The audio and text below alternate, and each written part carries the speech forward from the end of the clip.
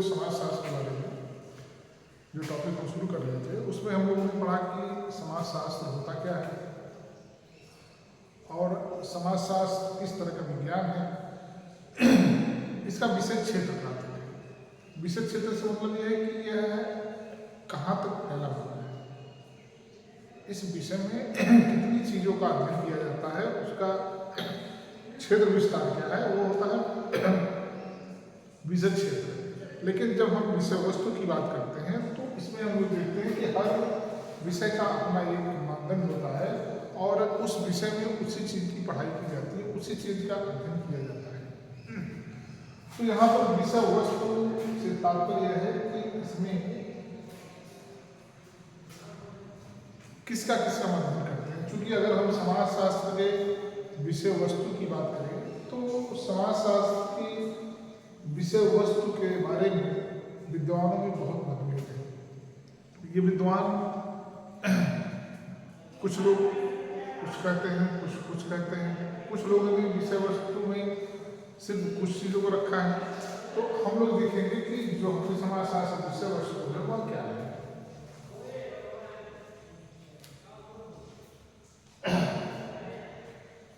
इसके विषय वस्तु के बारे में सर्वप्रथम दुर्खिम ने बात की और कहा जाता है कि अगर हम बात करें कि समाजशास्त्र की विषय वस्तु के संबंध में सबसे पहले किसने अपने विचार दिए हैं तो दुर्खिम का नाम आता है, इमाइल दुर्खिम। चूंकि इमाइल दुर्खिम के अगर हम बारे में बात करें तो ये फ्रांस के समाजशास्त्री थे और इनको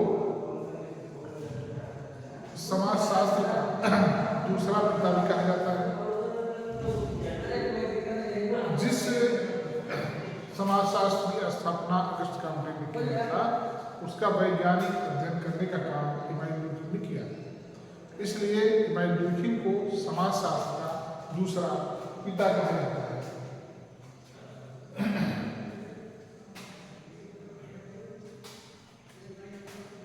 दुर्खिम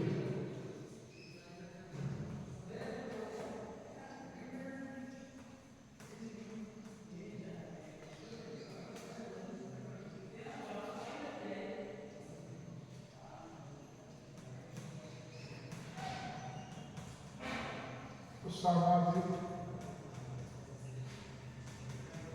स्वरूप शास्त्र नंबर 2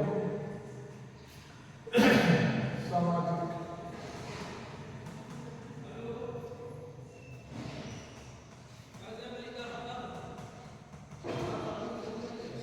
शरीर शास्त्र नंबर 3 सामान्य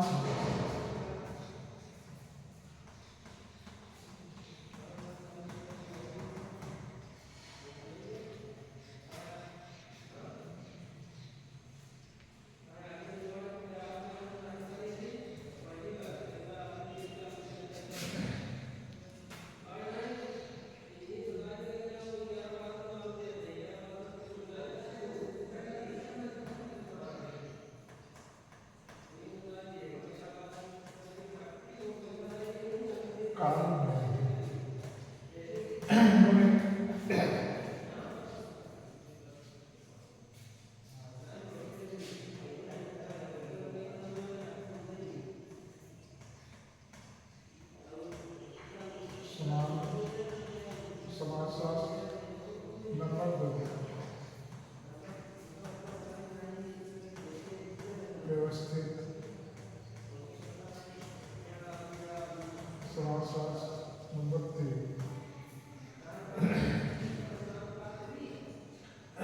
ऐतिहासिक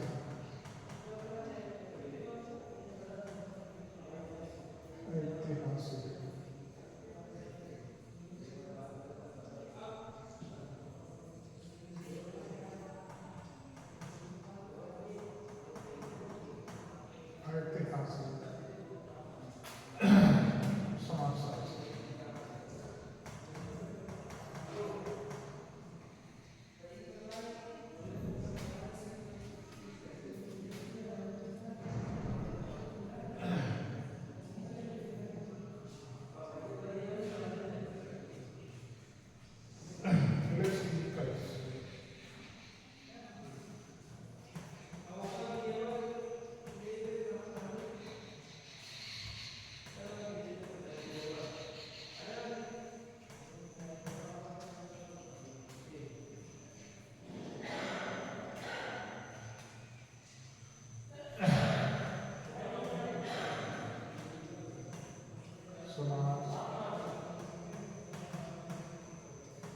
संस्था,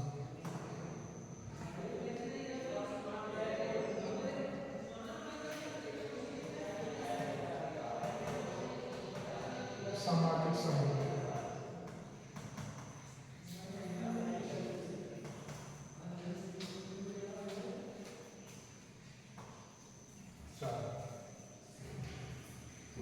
देश,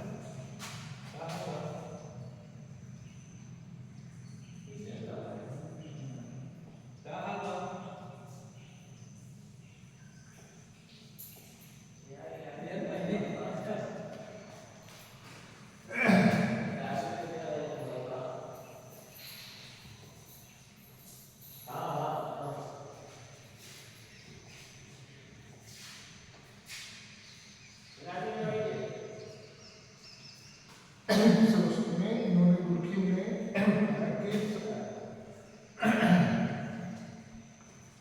इन्होंने तीन चीजों को समाजशास्त्र की विषय वस्तु में रखा है और इन तीन वस्तुओं में सामाजिक स्वरूप शास्त्र, सामाजिक शरीर शास्त्र और सामान्य समाजशास्त्र। गुरखी का कहना है कि इसकी विषय वस्तु में इस तरह की नहीं आएंगे। कार्ल नहीं में अपने विषय वस्तु में सामान्य समाजशास्त्र, व्यवस्थित समाजशास्त्र, ऐतिहासिक समाजशास्त्र की बात की है।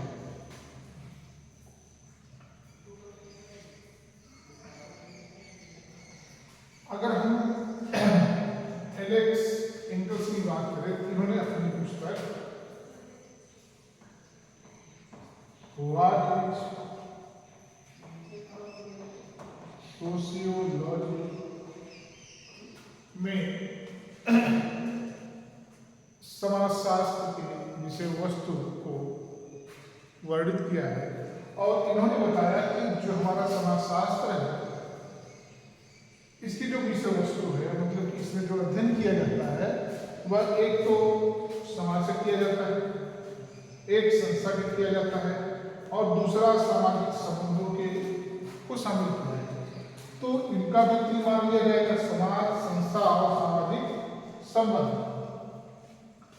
इन लोगों ने इतने विषय वस्तु की बात की है। अब अगर हम बात करते हैं की,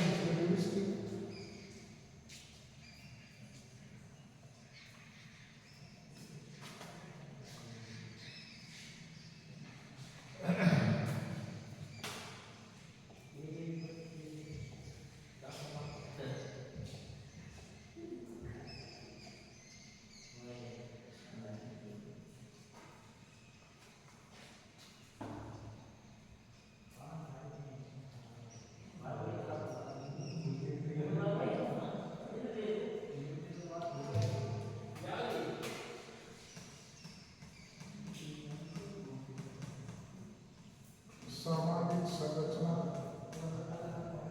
नंबर 2, सामाजिक कार्य नंबर 3,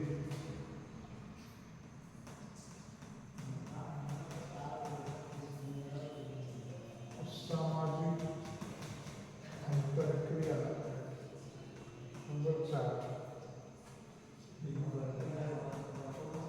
व्यक्ति और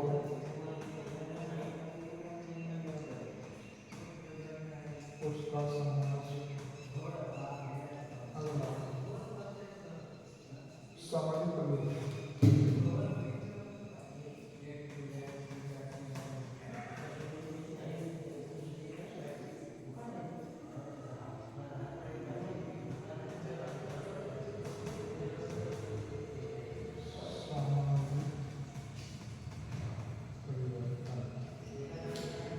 में समाजशास्त्र की विषय वस्तु में 5 तत्वों को शामिल किया है। 5 मैंने कहा कि विषय वस्तु में एक तो जो हमारे समाज की संरचना होती है वो भी हमारे समाजशास्त्र का विषय वस्तु है, और दूसरा जो सामाजिक कार्य होते हैं, सामाजिक जो क्रिया होती है वो भी समाजशास्त्र की विषय वस्तु है। और समाजशास्त्र में उन्होंने बताया कि जो सामाजिक अंतःक्रिया होती है, सामाजिक अंतःक्रिया जिसको हम अंग्रेजी में सोशल इंटरेक्शन कहते हैं, जब हम कोई कार्य करते हैं, जब हम कोई क्रिया करते हैं, तो जब हमें उसकी प्रतिक्रिया मिलती है उसे हम अंतःक्रिया कहते हैं। यह अंतःक्रिया हमेशा 2 जीवों के मध्य में होती है, 2 चेतन वस्तुओं के मध्य में होती है। उसके बाद भी दोनों को उसके क्रिया और प्रतिक्रिया होनी चाहिए। व्यक्ति और उसका समाज का भी अध्ययन देवी के हिसाब से किया जाता है, और इसमें सामाजिक परिवर्तन का अध्ययन किया जाता है।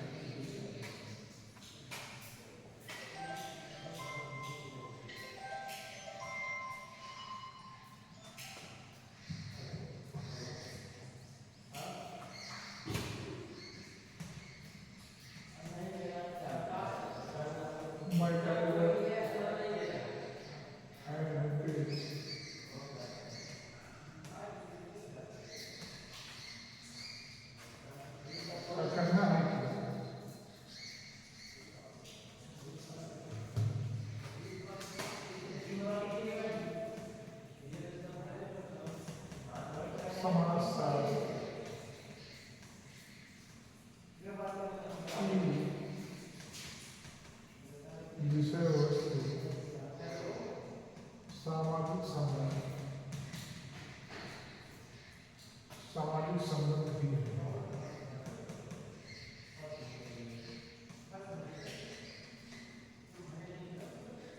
सामाजिक संबंध भी है।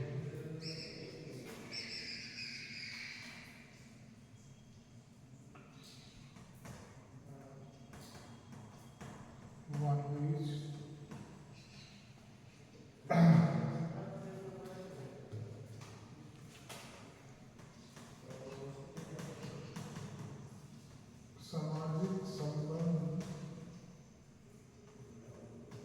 भी समाजशास्त्र की विषय वस्तु का आधार है।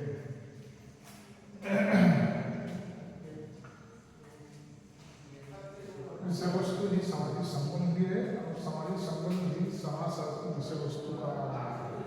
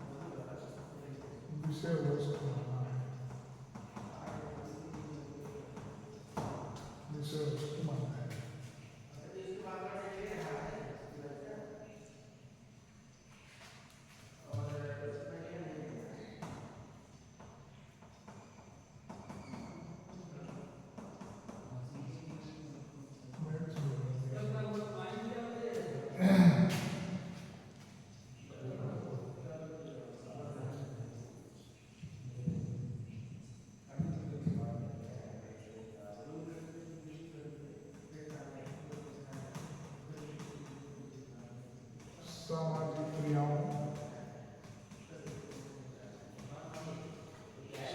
क्रियाओं को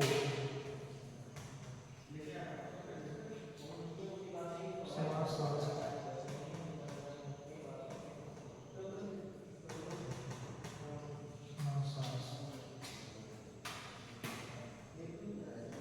की विषय वस्तु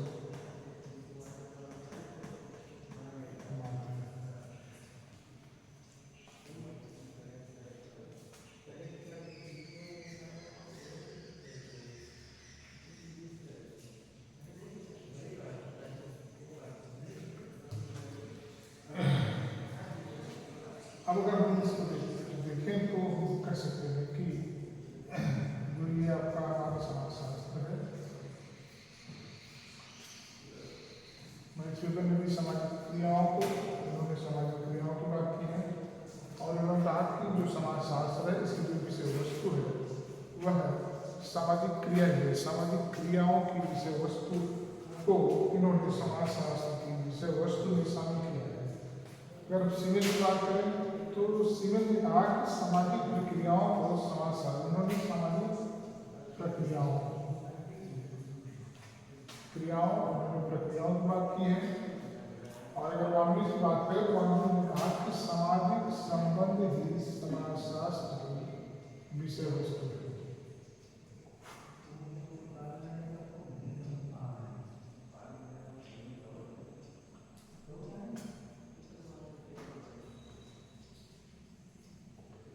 विषय वस्तु है और सेम चीज में अगर हम देखें तो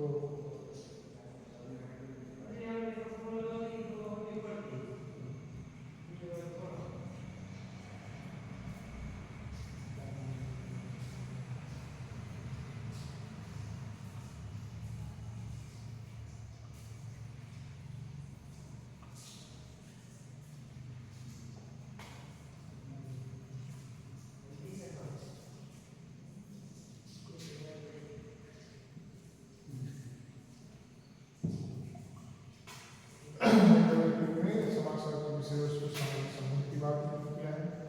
और अगर हम डेविस की बात करें, डेविस ने समाजशास्त्र विषय वस्तु के अंतर्गत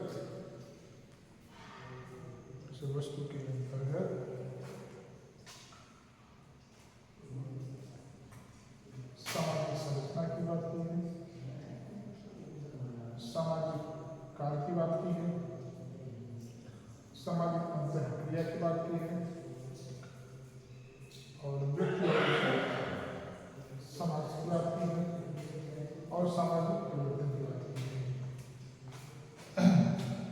तो अगर हम देखें तो समाजशास्त्र की विषय वस्तु के संदर्भ में अगर हम बात करें तो कह सकते हैं कि समाजशास्त्र के विषय वस्तु के बारे में जितने विद्वान हैं, जितने समाजशास्त्री हैं, इन लोगों में इसकी विषय वस्तु के लेकर एक मत नहीं बल्कि विद्वानों में क्या है, मतभेद है और सभी विद्वानों ने अपने अपने हिसाब से अपने अपने तरीके से इसकी विषय वस्तु की बात की। और चूंकि जो हमारा समाजशास्त्र है वह समाज का अध्ययन करता है और समाज में रहने वाले व्यक्तियों के सामाजिक संबंधों का अध्ययन करता है। तो अब हम इसमें देखेंगे कि सामाजिक संबंध क्या होता है। सामाजिक संबंध हम किसे कहते हैं?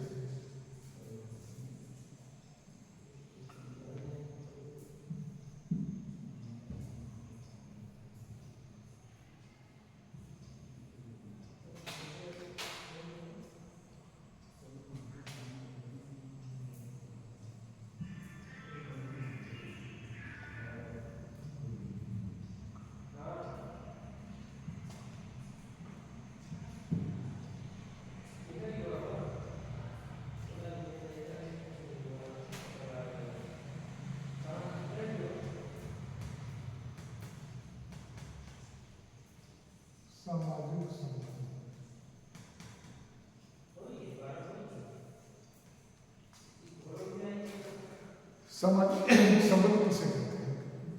अगर हम ऐसे इसको व्यवहारिक बातों में बात करें, व्यवहारिक शब्दों में बात करें, तो समाज में पाए जाने वाले सभी संबंधों को सामंजस्य बताया जाता है। यह संबंध कई प्रकार के होते हैं। एक व्यक्ति जितने लोगों से जुड़ा होता है, उतने प्रकार के संबंधों से जुड़ा होता है, उतने प्रकार के संबंध भी इसमें पाए जाते हैं।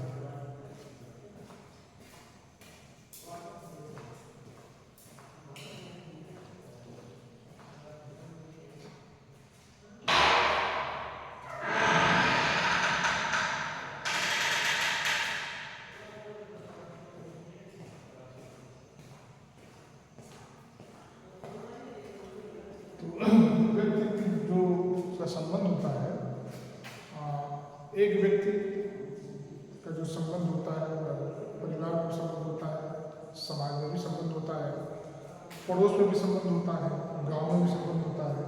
तो इन सब संबंधों को ही हम कहते हैं सामाजिक संबंध। चूँकि जो हमारा संबंध जो होता है यह अमूर्त होता है, ये दिखता नहीं है, यह दिखता नहीं है। और जो संबंधों की जो प्रकृति होती है ये अमूर्त होती है।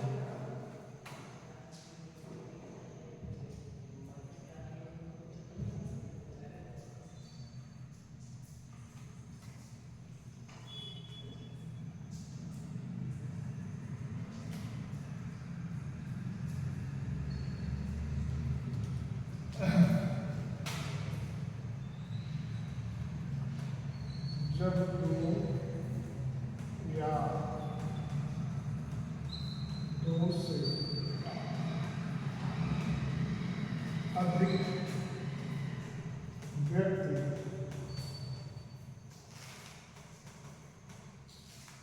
परस्पर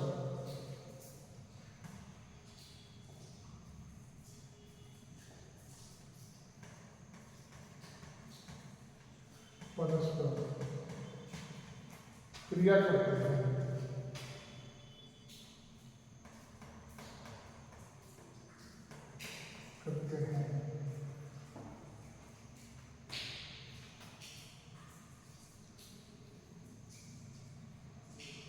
और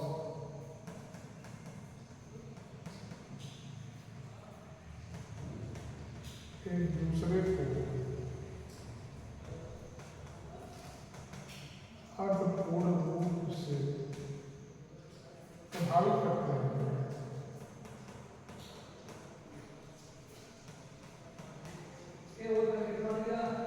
प्रभावित करते हैं।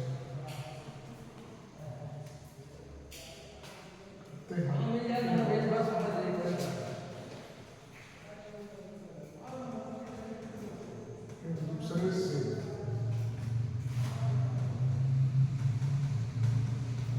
प्रभावित होते हैं।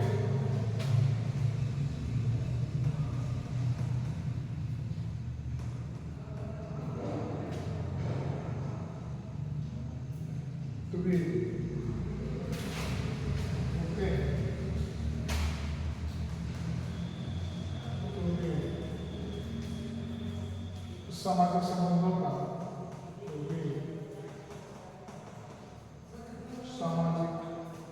संबंधों का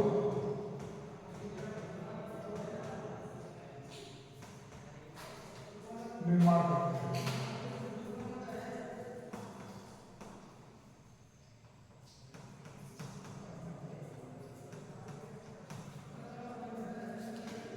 सामाजिक संबंधों का निर्माण करते हैं।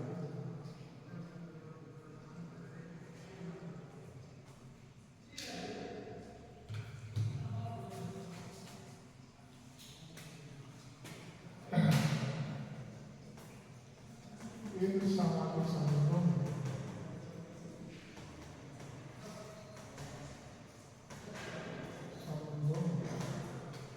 प्रतिमानित अंतःक्रिया संबंधों में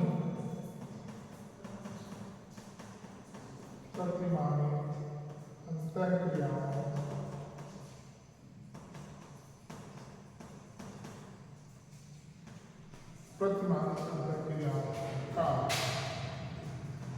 विशेष योगदान होता है। विशेष वहाँ होता है। सबसे पहले हम लोग समझेंगे कि जो सामाजिक संबंध होता है क्या होता है।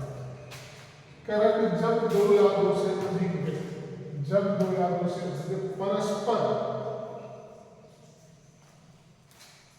क्रिया करते हैं या क्रिया करते हों और एक दूसरे को अर्थपूर्ण रूप से प्रभावित करते हैं एवं एक दूसरे से प्रभावित होते हैं तो ये सामाजिक संबंधों का निर्माण होता है। इसको हम एक उदाहरण के द्वारा देखेंगे। जैसे मान लीजिए कि जरूरी नहीं है कि दो या दो से अधिक व्यक्ति हो तो सामाजिक संबंधों का निर्माण होता है, नहीं। जब दो या दो से अधिक व्यक्ति के होने से सामाजिक संबंधों का निर्माण नहीं होता है, बल्कि सामाजिक संबंधों के निर्माण होने की जो सबसे आवश्यक क्रिया है, जो सबसे आवश्यक वस्तु है, वह एक परस्पर क्रिया है। जब परस्पर क्रिया का मतलब होता है कोई हम क्रिया करते हैं तो दूसरा व्यक्ति भी उससे संबंधित चीजों को करे। जैसे अगर कोई हमारी नकल करता है, कोई हमारी नकल करता है तो यह एक अंतःक्रिया है। अगर हम मंदिर जाते हैं, पूजा पाठ करते हैं तो क्या यह अंतःक्रिया है? यह अंतःक्रिया बिल्कुल नहीं है, क्योंकि पूजा पाठ करने में हम क्रिया तो कर रहे हैं लेकिन परस्पर क्रिया का हम व्यवहार नहीं कर रहा है। हम क्रिया हमारे करने के बाद जो उसके बदले में क्रिया होनी चाहिए या प्रतिक्रिया होनी चाहिए वह वहां नहीं हो रही। क्यों? क्योंकि मंदिर में जो मूर्ति वह चेतन नहीं है, उसका फल हमें बाद में मिलेगा नहीं मिलेगा, डायरेक्ट इनडायरेक्ट क्या है वो बात को रखते हैं। और यहाँ पर हम एक दूसरे से अर्थपूर्ण रूप से प्रभावित नहीं हुए। जो पूजा पाठ करने गया है हो सकता है प्रभावित हो रहा, उसके मन में श्रद्धा है, भगवान को मानता है तो वो तो प्रभावित हो रहा है। लेकिन जो भगवान की मूर्ति है वह प्रभावित नहीं हो रही है। अगर हो भी रही है तो हम उसको नहीं देख रहे, नहीं जान रहे। हम सफर करते हैं, हम जब सफर करते हैं तो जब अगल बगल हम बैठते हैं, एसी पे बैठते हैं, 4 लोग 5 लोग बैठे हैं, अभी जब तक हम बैठे हैं तब तक यह कोई अंतःक्रिया नहीं है, कोई परस्पर क्रिया नहीं है। लेकिन जैसे ही हम एक दूसरे का हाल चाल पूछते हैं, एक दूसरे के बारे में बात करते हैं, पहचान होती है, परिचय होता है, वैसे ही यह सामाजिक क्रिया परस्पर क्रिया के अंतर्गत आती है और इन क्रियाओं से सामाजिक संबंधों का निर्माण होता है। जैसे यह परस्पर क्रिया होती है तो जब परस्पर क्रिया होती है हम एक दूसरे के जो हाल चाल पूछते हैं, परिचय पूछते हैं, जब वो बताता है तो हम दोनों लोगों से प्रभावित होते हैं। बताने वाला भी प्रभावित होता है और पूछने वाला भी प्रभावित होता है। तो यहाँ पर अर्थपूर्ण रूप से प्रभावित करते हैं, दूसरे से प्रभावित होते हैं। इतना करने के बाद उस एक सामाजिक संबंधों का निर्माण हो जाता है और इस सामाजिक संबंधों के निर्माण से तुरंत हमारा जो एक सामाजिक संबंध बन जाता है। भाई फला वहाँ के हैं, मेरा नाम ये है, करने के बाद एक संबंध, एक परिचय बन जाता है। तो सामाजिक संबंध का निर्माण होने में क्रियाओं का पारस्पर क्रियाओं का होना आवश्यक है। अगर हम इसको एक और आसान तरीके से समझें कि अगर हम किसी को गाली देते हैं, किसी को 2-4 शब्द बोलते हैं, अगर वह अनसुना कर देता है, उसका कोई जवाब नहीं देता है, कोई प्रतिक्रिया नहीं देता है, तो ये भी परस्पर क्रिया नहीं है। क्योंकि कोई उत्तर उधर से हमको नहीं मिला। यहाँ पर बोलने वाला तो प्रभावित हुआ, लेकिन सुनने वाला उससे प्रभावित हुआ कि नहीं हुआ। लेकिन जैसे ही जब हम किसी को बोलते हैं, गाली देते हैं, अगर सामने से भी उधर कोई जवाब आता है, जरूरी नहीं है कि गाली के बदले में गाली है या बात के बदले में बात ही है। व्यक्ति का गुस्से से लाभ हो जाना, व्यक्ति का हंसना, मुस्कुराना, इशारा करना, ये सब पारस्परिक क्रियाओं में आएगा। और इन पारस्परिक क्रियाओं से दोनों लोग क्या करेंगे, प्रभावित होते हैं। और जब दोनों लोग प्रभावित होते हैं अर्थपूर्ण तरीके से, तब जाकर के इसका निर्माण, सामाजिक संबंध का निर्माण होता है। दूसरा इसमें देखेंगे कि सामाजिक संबंधों को प्रतिमानित अध्ययन क्रियाओं का विशेष है। प्रतिमानित का मतलब क्या होता है, जो हमारे समाज के द्वारा मानते हैं, हमारे जो वैल्यू है, हमारे जो संस्कार है, रीति रिवाज, परंपराएं, इनका विशेष योगदान होता है। जैसे हम लोग जब किसी अपने बड़े से मिलते हैं, चाहे वो परिचित हो या ना परिचित हो, तो हम लोग उससे बड़े सलीके से बात करते हैं। हमारा जो पहले परिचय होता है या अभिवादन होता है, हम लोग एक अभिवादन से शुरुआत करते हैं।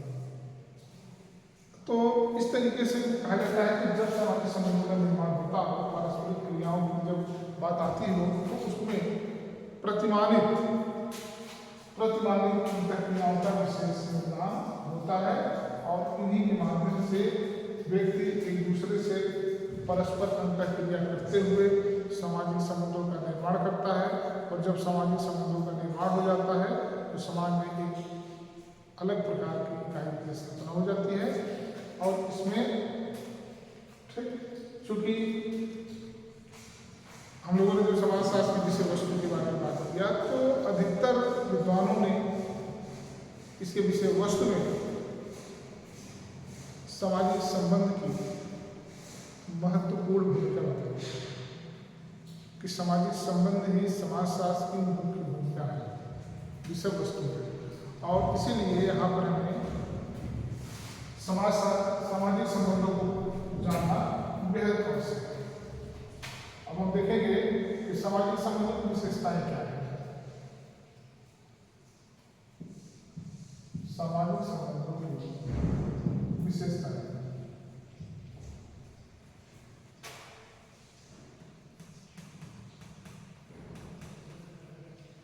सामाजिक संबंधों की विशेषताएं।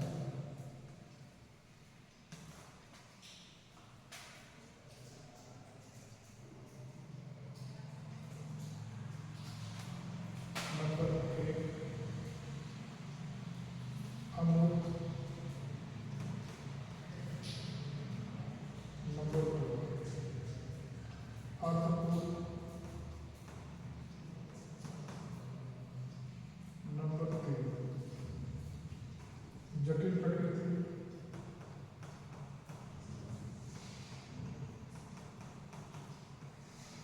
नंबर 4, अनिश्चित स्वरूप। अनिश्चित स्वरूप। नंबर 5,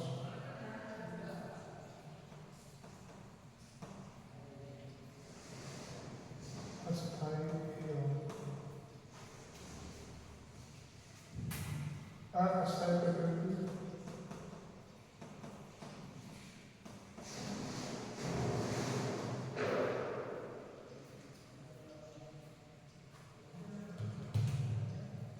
सहयोगी एवं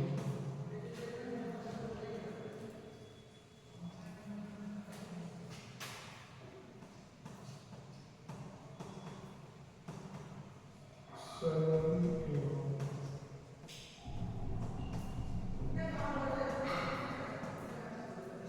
असहयोगी।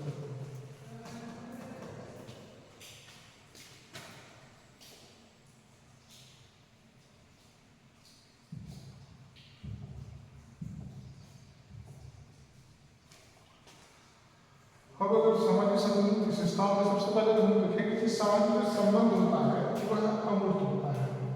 इसका क्या मतलब हुआ? इसका मतलब यह हुआ कि सामाजिक संबंध जो होते हैं हमें दिखते नहीं हैं, संबंध दिखते नहीं हैं। जो संबंध होता है यह अमूर्त होता है। ये हमारे भाई हैं, माता पिता, तो ये जितने भी संबंध देखे जाते हैं ये इनका जो संबंधों की प्रकृति होती है वह दिखती नहीं है, यह अमूर्त होती है। दूसरा, सामाजिक संबंधों का अर्थपूर्ण होना बड़ा जरूरी होता है। जब तक अर्थपूर्ण का मतलब कि जब तक दोनों लोग एक दूसरे से प्रभावित नहीं होते तब तक कोई अर्थ उसका नहीं होता है। इसलिए जब सामाजिक संबंध बनते हैं तो अर्थपूर्ण होना इसका बड़ा जरूरी होता है। सामाजिक संबंध इसीलिए प्रकृति की बड़ी जटिल होती है। जटिल का मतलब ये हुआ कि जब ये सामाजिक संबंध का निर्माण होता है तो इसकी जो जटिल हो जाती है, क्योंकि आसानी से कोई संबंध नहीं होता है, इसलिए इससे संबंधों में जटिलता दिखती रहती है। अनिश्चित स्वरूप कुछ संबंध हमारे समाज में ऐसे पाए जाते हैं जो कि निश्चित होते हैं, और कुछ संबंध ऐसे पाए जाते हैं जो कि कब तक रहेंगे, कब खत्म हो जाएंगे, कुछ निश्चित नहीं होता है। तो इसका जो स्वरूप होता है अनिश्चित स्वरूप होता है। और जैसे अगर हम लोग बात करें कि इस स्वरूप का हमेशा परिवर्तन होता रहता है, स्थायी एवं अस्थायी प्रकृति। कुछ जो संबंध होते हैं समाज में अस्थायी होते हैं और कुछ अस्थायी होते हैं। जैसे अगर हम इसमें बात कर लें औपचारिक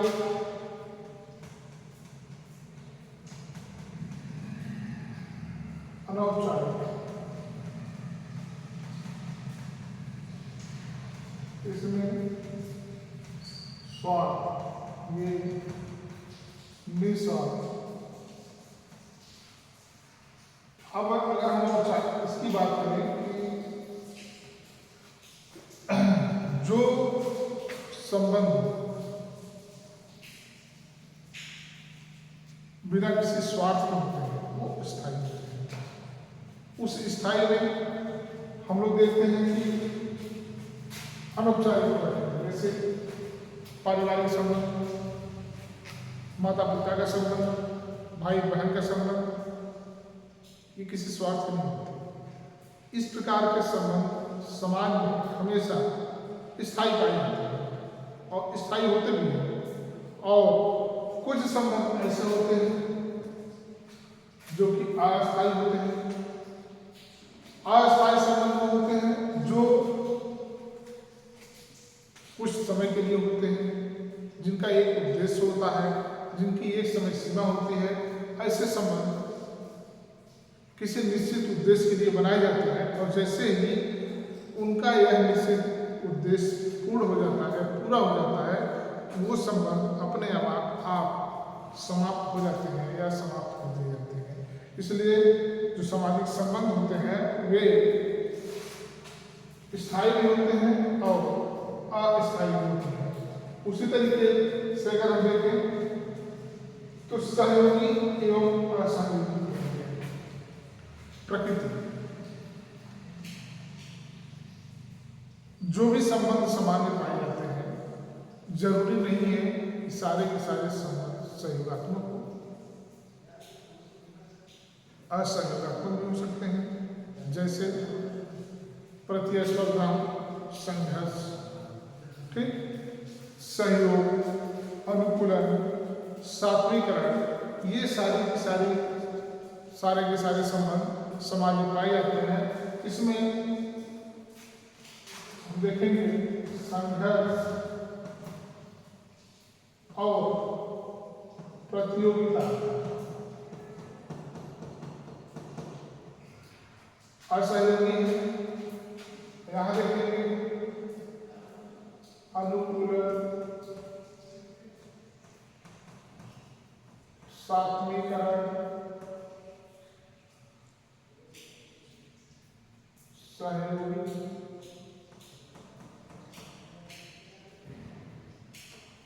तो इस तरीके से हम लोग देखते हैं कि हमारे संबंध में, समाज में जो संबंध पाए जाते हैं, एक तो अमूर्त होते हैं,